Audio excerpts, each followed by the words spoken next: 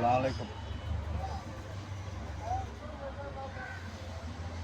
একটা সচ্ছল মানুষ একটা অ্যাক্সিডেন্টে 2 বছরের দিনে আমার এক হাত নাই, এক হাত তো নড়তে পারি না, উঁচা কথা কোনো হোত নাই।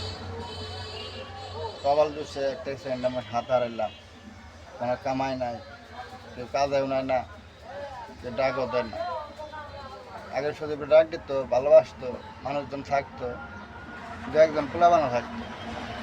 কামাই নাই, টাকা নাই, পোলাবানো নাই, কেউ দামও দেয় না, কেউ ডাকও দেয় না।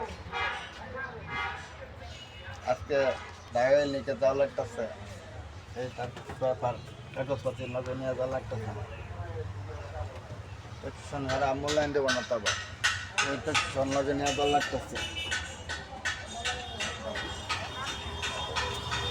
ডাক্তার যাবো মনিরুল জামান টাকা কিনে নিস,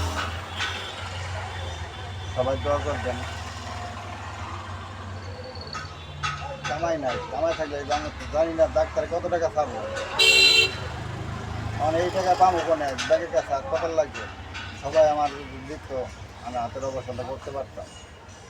অনেক মুহূর্তে টাকা নাই, যাতে কোনো টাকা আমি বড় তো 10,000 টাকা আমি একা করতে পারব, তাছাড়া পাবো কোনে। যে কামাই করতে পারতাম 10,000 টাকা 20,000 টাকা কিছু খাটটাও ছাড়লাম আমার কাছে।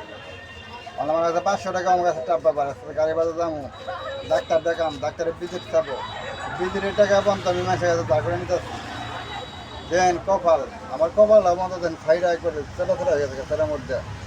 আজকে আমার দুর্গতি একটু বলের লেগে আর সারা জীবনে কান্না আমার।